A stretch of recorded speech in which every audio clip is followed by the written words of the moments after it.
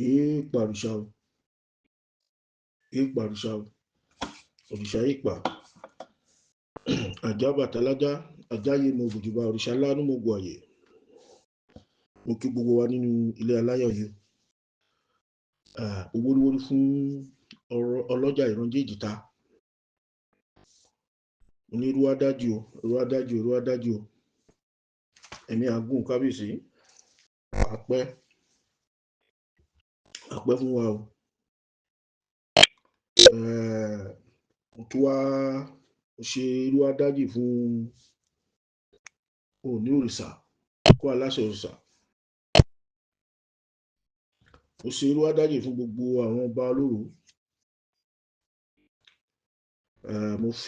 Mo tún kí gbogbo àwọn lọ́balọ́ba. Mo kí àwọn aláìlúà.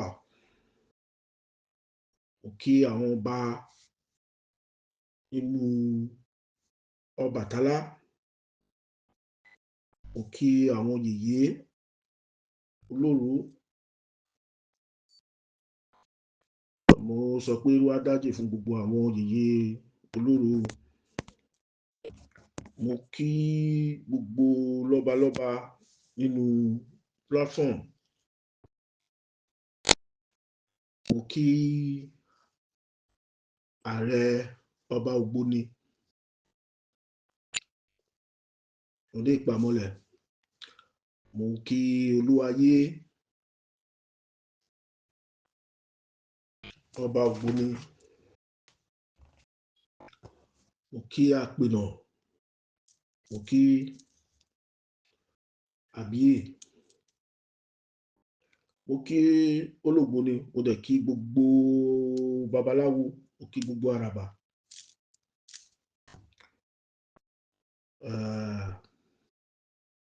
Mo kí gbogbo wa nínú ilé aláyọ̀ yìí.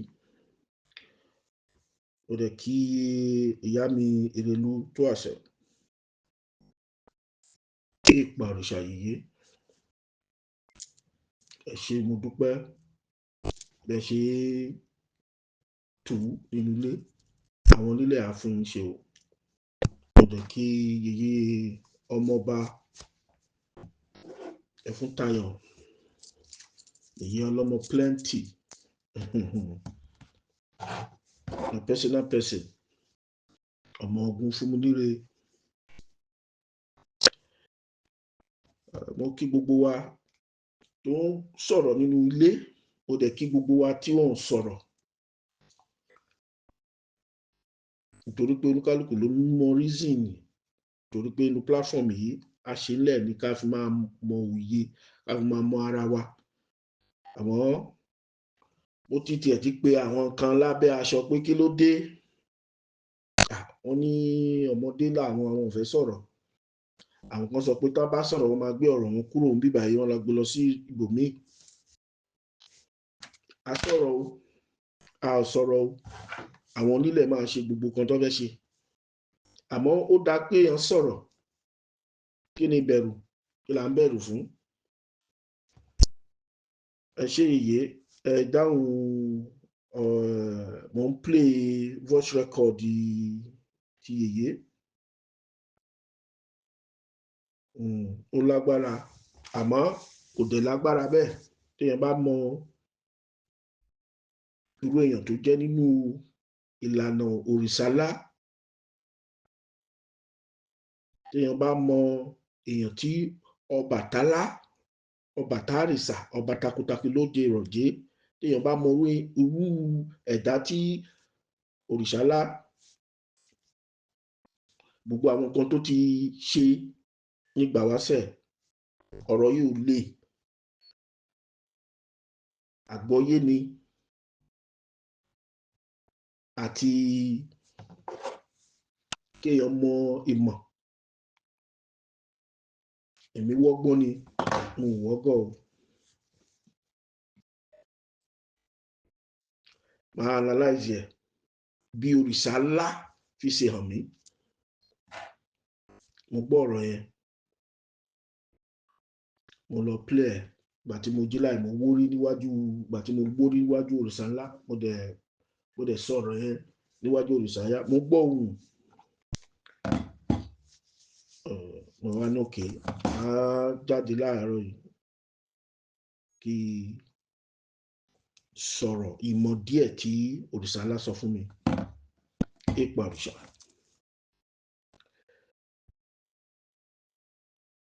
Ní ọ̀pọ̀lọpọ̀ ọ̀nà wípé lára àwọn ìbéèrè yìí o tó dẹ̀ yẹ kí a dáhùn ní kí ni àwọn èèwọ̀ olórìṣà ńlá. That's good. Èèwọ̀ yèyé èèwọ̀ olórìṣà ńlá pọ̀ téèyàn bá wá sí ìdílé òrìṣà tó bá fẹ́ mọ̀ nípa òrìṣà ńlá àbó fẹ́ mọ̀ nípa ara rẹ̀ ní òrìṣà ńlá pàápàá tẹ bá ń ṣe oríṣiríṣi ọ̀nà léèyàn lè fi mọ̀ ìkọ̀ èèwọ̀ òrìṣà ńlá general fi gbogbo àyàn lágbára láàyè wà pé téèyàn bá fẹ́ mọ̀ èèwọ̀ òrìṣà àwọn kí wọ́n máa ń kà generally fún àwọn èèyàn gbogbo àwọn ọmọ Ọbàtálá ọ̀hún gbọ́dọ̀ mẹ́mú ẹmu yẹn èèwọ̀ ni ọmọ Ọbàtálá gbọ́dọ̀ mẹ́mú ó tún wà ní general yẹn pé kán mọ̀ pé wọn gbọ́dọ̀ jẹ ewédú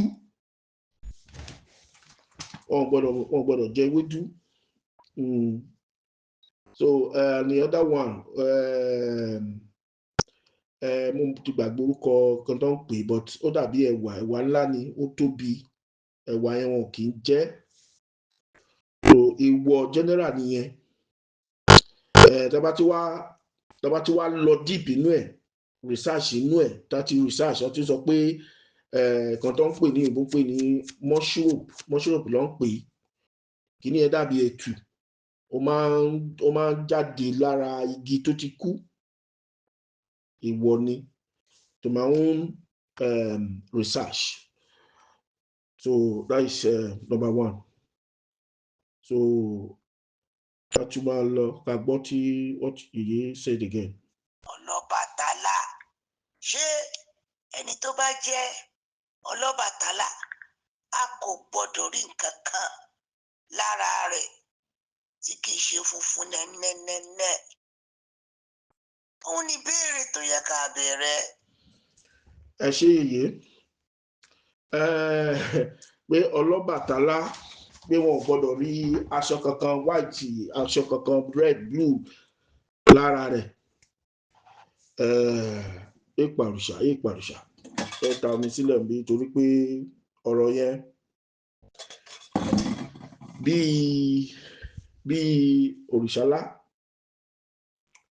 Ọbàtálá alábàláṣẹ aláṣọ funfun gbò Ọbàtálá ló ní òun gangan ló ní aṣọ funfun gbò nítorí pé inú ẹ̀ mọ́ inú Ọbàtálá mọ́ and is a pure being pé bó ṣe ń ṣe nǹkan ẹ̀ gbogbo nǹkan is pure white.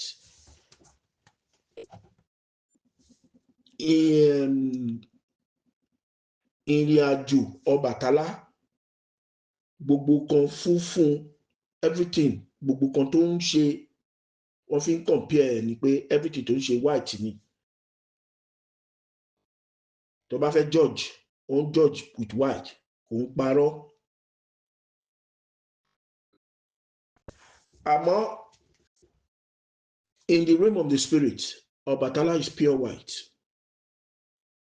nínú ẹ̀mí pure white ni téèyàn bá fẹ́ rí white ni ẹ lè rí pẹ̀lú any colour lára white ló máa ń jáde so in the physical realm we are talking about physical realm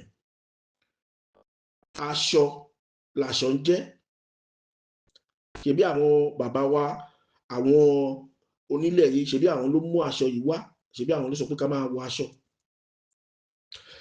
wọ́n ti ṣí gbọ́nbì kan nítorí pé Ọbàtálá is pure white so all his clothes is white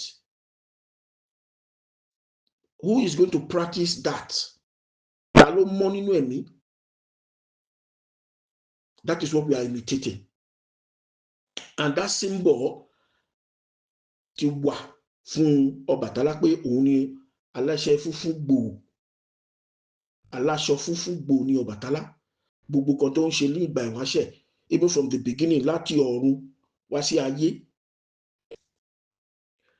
So colour a lè fi wé character nǹkan.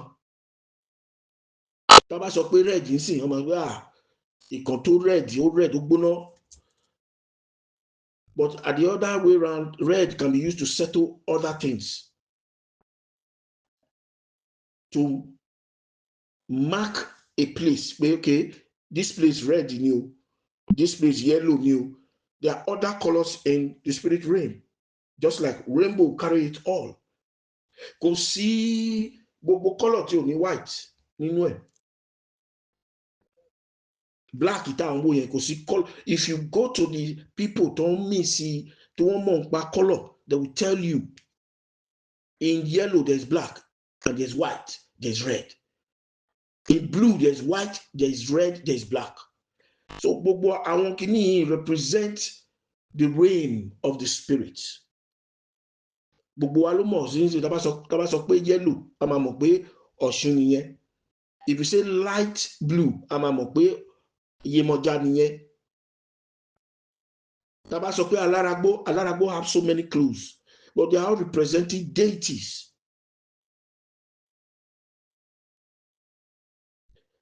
Ní Ọ̀yọ́ nsìn, tó bá fẹ́ sin Ṣàngó, gbogbo àwọn priest Ṣàngó red ló ń wọ̀. Tá bá fẹ́ sin àwọn òrìṣà kan wà tí pé color ló wọ́n fi recognize wọn. The color of Olókun, silver white. The color of Ọbàtálá is ṣẹ̀ṣẹ̀ and white. Ifá has his own color as well, green and malu red or something, or malu cream. Ọya has his own color.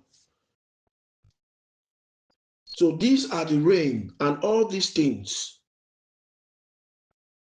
Ṣé àwa sọ pé ìtorí pé Oníṣàngó wọ fìlà white pé ó ti ṣẹ̀ pé ìwọ ni? Ìyẹn ò ń ṣe wọ.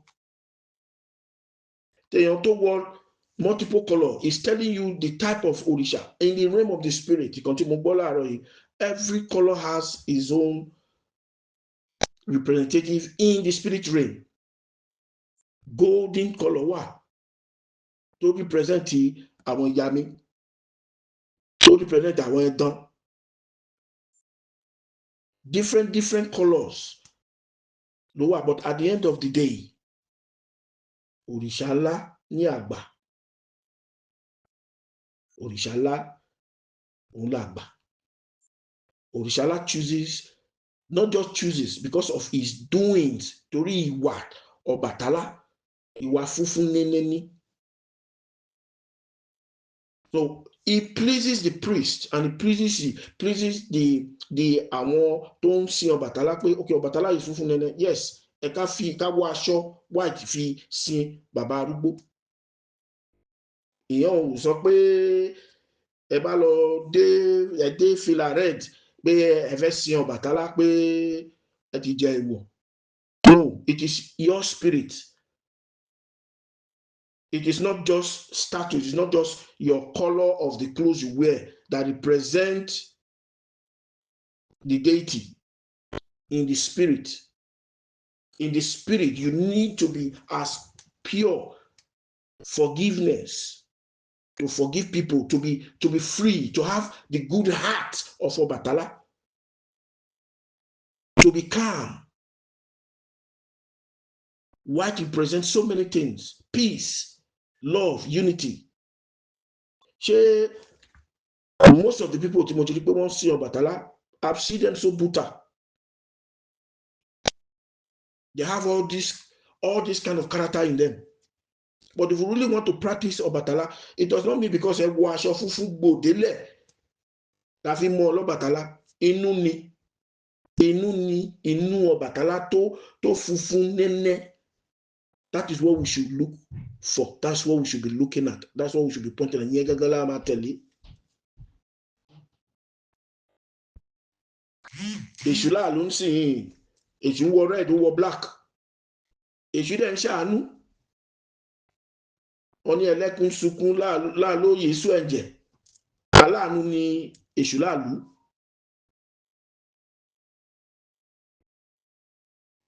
So all these Orisha themselves, they all have their own symbol and their own character. So the point of pé èèyàn tó wọ white ó wá fi red sí ó wá fi blue sí kò ṣe ìwọ̀ is telling you there is something that is trying to tell you. Àwa olóró máa ń dádé adé òró ṣebí ìkódẹ máa wà nù adé wa. Ìkódẹ ò ṣe white ni ṣebí red ni ó dẹ̀ ní ìtumọ̀. He's talking to the people that have the inner eye to understand what is going on, the bloodline.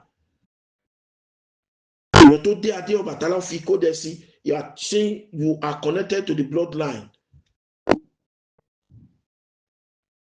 Èèyàn tó bá ti ṣe proper initiation Ọbàtálá ó ti wọ gbódò ó ti ṣe gbogbo ló tu fẹ̀ tí wọ́n dé adé òró, automatically you have become ọmọ Ọbàtálá. Ìwọ tó ti dé adé ṣẹ̀ṣẹ̀ fún tẹ́lẹ̀ wá sí délé Ọbàtálá, spiritually you have been reborn into Ọbàtálá bloodline.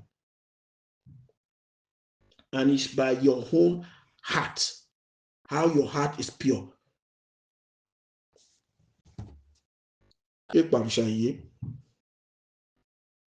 Èmi ò wá ní dáhùn ẹ o. Àwọn tí ń bẹ lórí ìkànnì yìí, mo pè wọ́n kí wọ́n dáhùn ìbéèrè yìí. Àwọn tí ó jẹ́ ọlọ́bàtálá, àwọn olórìṣà ńlá, kí ni àwọn èèwọ̀ wọn? That's good. So yèyé bẹ́ẹ̀ ni ní ìdílé Ọbàtálá, this is why ọlọ́jà ìròjèjì tá àṣẹ Jésù àṣẹ as the custodian, the àrólé Ọbàtálá, òun ló láṣẹ tó lè sọ pé dandan kí gbogbo wa tó ń bọ̀ ní ìdílé Ọbàtálá kó wọ white. Wọ́n sọ pé tẹ́ bá ti kúrò nílé Ọbàtálá tẹ́ bá délé kẹ́ máa wọ white lọ rárá o. He is the one who presents. He is the living Ọbàtálá. Àkóso rẹ̀ la wà. Ìzónà àkóso la wà báyìí. Ìṣòwò ló láṣẹ ló lè sọ pé òkè o ẹ̀ ń bọ̀ nílé mi gbogbo yẹn wọ white torí pé funfun nẹ́nẹ́ ní Ọbàtálá ẹ máa wọ white wá. Ó dẹ̀ wu òun pé kí gbogbo àwọn olóríṣà kan máa wọ white torí pé òrìṣà ńlá làgbà. So that is where the whole thing started from. Bàbá ló kọ́kọ́ sọ kínní yìí. So before àkóso bàbá, many people come to Ọbàtálá temple with different clothes. They come. Ṣàfẹ́ sọ pé gbogbo wọn tó wá gbà yẹn ṣé wọ́n jẹ́ ìwọ ni. So Baba is the living one, the living representing Ọbàtálá now, the living Ọbàtálá now. So òun ló mọ̀ kan tó rí nínú ẹ̀mí tó sọ fún gbogbo wọn pé funfun nẹ́nẹ́. Everybody that is coming to Ọbàtálá, even wọ́n bá ń ṣe ọdún, people still come with colored clothes, but àwọn ọmọ òrìṣà, àwọn ọmọ Ọbàtálá, they will still approach and say ẹ wá tẹ́ bá ń bọ̀ next time ẹ wọ white wá tẹ́ bá fẹ́ wá síbí. But some people don't know. Tẹ́ ọ̀ bá sọ fún wọn, tẹ́ ọ̀ bá mọ̀ wọn lè wọ any cloth wá. Ṣé yẹn ò mí pé ká lè jáde? Yẹn ò mí pé ká lè jáde kò ṣe èèwọ̀. Ìgbà míì ìjẹyàn wà lé tó ṣẹ́ òrìṣà ńlá láti Ifẹ̀, tó ṣẹ́ Ọbàtálá láti Ifẹ̀. Tó bá fẹ́ wúre níwájú Ọbàtálá, ṣé gbogbo ìgbà ló máa wọ white lọ sí iwájú ẹni? Mo lè wọ short trouser, ilé mo wà, mo dẹ̀ wà ní temple mi nílé, màá dẹ̀ jáde tó bá pé mo ní aṣọ tí mo máa ń wọ̀. Mo ń lo blue, mo ń wọ blue, mo ń lo torí pé àwọn òrìṣà tó wà nínú temple mi ń bí. Tábà ní ká sọ Yemọja blue ni ìyàwó Ọbàtálá Yémù, ọ̀ṣọ́ọ̀ṣì fún ara ẹ̀ ó wọ white. Tẹ́ bá fẹ́ rí ọ̀ṣọ́ọ̀ṣì fún ara is light blue and green ní ọ̀ṣọ́ọ̀ṣì máa ń wọ̀. Tó bá lọ sógun you see them in different colours. So kò ṣe èèwọ̀ kéèyàn wọ black ìbí kó wọ red, kò ṣe èèwọ̀, but èèyàn tó mọ̀ pa Ọbàtálá tí pé òun lọ́jà ìrànjẹ́ èjìtá ti pàṣẹ pé tẹ́ bá fẹ́ wá sí temple Ọbàtálá, ilé ńlá Ọbàtálá, kẹ́ wọ white clothes. It's just a protocol we respect. Ní ìdílé Ọbàtálá àwọn wọ́n mọ̀ bó ṣe ń múra. Ìmúra kò disturb the movement Ọbàtálá, but it is good and it's beautiful and it brings out the beauty of Ọbàtálá when you put on white, because he is the king of white. So I don't know, I think we all will understand. Continue try kí n sọ nínú platform yìí. Èèwọ̀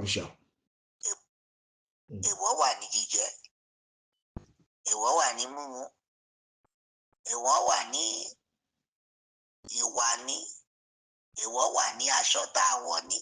Ẹ jẹ́ ká gbé yẹ̀wò, ká kọ́ra wa lọ́gbọ́n. So bí tí ó jẹ yẹn àwọn kan tí mo mọ̀ nìyẹn. Àmọ́ tẹ́ bá ń ṣe orò Ọbàtálá, ẹ fẹ́ di olóru, wọ́n lè ka fún yín tí àwọn olóró Ọbàtálá tó bá ní yẹ̀wò, tí Ọbàtálá bá ti sọ fún wọn pé èèwọ̀ lágbájá rèé, wọ́n máa sọ fún wọn pé ẹ má mọtí, o, ẹ má ṣe gbá o, irú ọtí yìí ẹ má mú o. Wọ́n lè ka ẹmu fún, wọ́n lè ka ẹmu is general, wọ́n lè ka pé ẹ má mú ògógóró mọ́ nítorí nǹkan tó fẹ́ wá níwájú, ẹ má mú ògógóró, àbí ẹ má máa jẹun ta gbagba báyìí, ẹ má máa jẹun ta, àbí tẹ́ bá fẹ́ lọ sóde ẹ wọ aṣọ white, kẹ́ lo ìrù yín tó dí kọ́lọ̀ mi, àbí tó oríṣiríṣi ló wà. Èèwọ̀ personal èèwọ̀ wà. So personal oúnjẹ wà tó máa sọ fún yín tẹ́ bá ń ṣe orò, àbí wọ́n fẹ́ ṣẹ́ òrìṣà fún yín. Ó depends on the spiritual person that is in charge. I will tell you pé èèwọ̀ yìí rèé o, èèwọ̀ òrìṣà yìí rèé, ẹ má ṣe báyìí, ẹ má gbé síta, ẹ má gbé sí bíbá yìí o, ẹ má fún wọn ní kíní o, ẹ má fún wọn lépo o.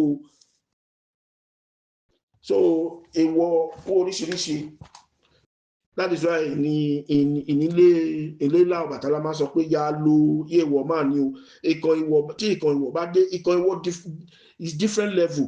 Pé gathering together to fight one person. Pé èèyàn yẹn sọ òótọ́, gbogbo wọn wá gather, wọn ni wọ́n fẹ́ na lágbájá yẹn.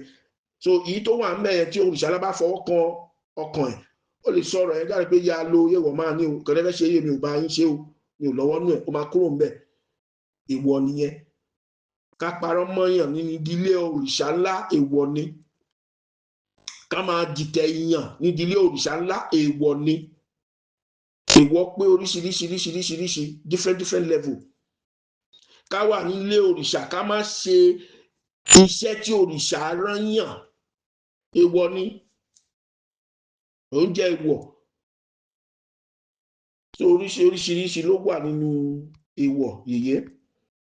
Ní gbogbo àti wà ní platform, èèwọ̀ pé oríṣiríṣi. Ìbéèrè mi tí mo rò pé jáde láti inú tẹ́ ẹ gbé kalẹ̀ nù o, ẹ jẹ́ ká gbọ́ lẹ́nu àwọn tí ń bẹ nù. Èèpà ṣàyè. So to summarize everything, tí fìlà pé èèyàn wọ aṣọ funfun, wọ fìlà red, kò ṣe èèwọ̀.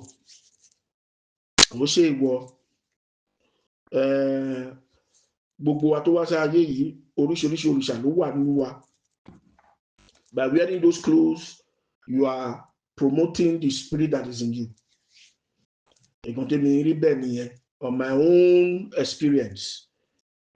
mi ò déwájú òrìṣà ńlá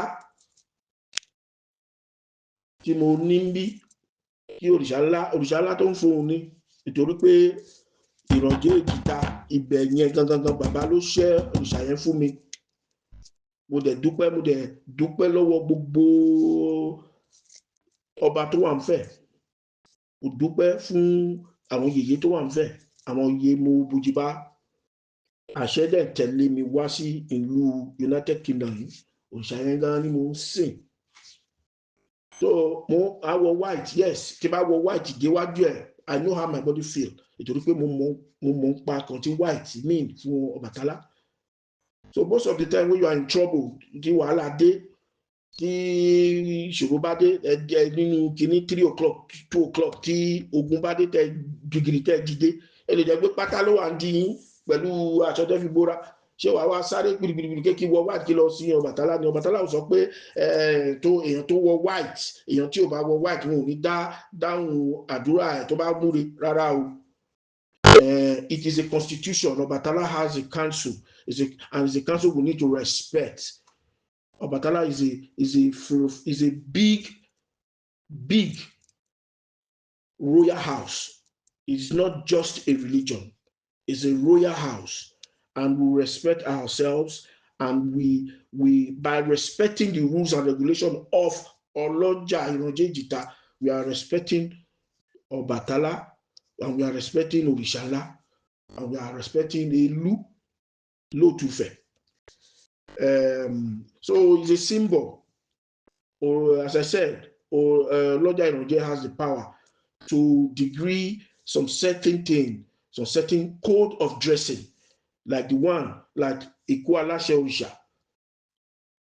the Oni of Ife, Babawa, the way he dresses is a code from Ọbàtálá, a code from Òrìṣà. So that is why we don't use it all the time. We only use it occasionally. We don't just use it all the time. But it has been given to Ọ̀rúnmìsà by Ọlọ́jà Ìrànjẹ́ Èjìta. The code, and we should leave that code for him. That is his code. That is the way of him. That is why whatever he does, Òrìṣà is always with him. So that is just my conclusion for the world. I know the video is long, but I hope everybody understand it in the house. Òrìṣà Èkpà. Èmi náà ni ọba mẹ́sàn-án òrìṣà ọdún wọlé o. Òkè gbogbo wa ní ilé aláyọ̀ yìí o. Fún fífi kún gbogbo ọ̀rọ̀ tó wà nílẹ̀ nípa ohun tí mo sọ pé mo gbọ́ ìgbà tí mo ń wúre níwájú Ọbàtálá Ṣòlòmọ̀gbò. Wọ́n ní ọ̀rọ̀ yìí lọ báyìí, ó ní múra bí eégún, ṣe bí ó múra bí eégún, ẹ̀dẹ̀ ń ṣe bí oníṣàngó. Múra bí babaláwo, ẹ̀ ń ṣe bí eégún. Múra bí òrìṣà ńlá, ẹ̀ ń ṣe bí alágẹmọ. Ó múra bí Ṣàngó, ó dẹ̀ ń ṣe bí ọlọ́sàn. Mo wá dákẹ́. Ìtumọ̀ ẹ̀ ni pé ìmúra kọ́ là ń wò. Àwa olórìṣà ẹ̀ka la ojú inú, ìkan tó wà inú èèyàn ni. Ẹ lè múra bí òrìṣà ńlá, ẹ̀ ń ṣe bí babaláwo. Ẹ múra bí òrìṣà ńlá, ẹ̀ ń ṣe bí eégún. Ṣebí ìkan tó wà nínú yẹn, ìkan tó wà nínú tẹ̀ ń ṣe yẹn, òun ló represent yín.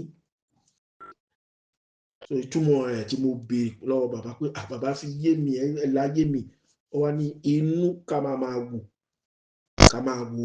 inú ní òrìṣà wà, kò ṣe ta o, kò ṣe bá ṣe múra. Ká má fi yẹn fi gbé. Inú ni òrìṣà ńlá wà, inú ni gbogbo àwọn òrìṣà ìlú wà. Inú ni o, inú pàápàá ni Olódùmarè ń gbé. Èèpà òrìṣà o, ẹ̀ẹ̀kan tí mo gbọ́ ní ọ̀rọ̀ ni kí sọ jáde nínú platform yìí o. Èèpà òrìṣà o.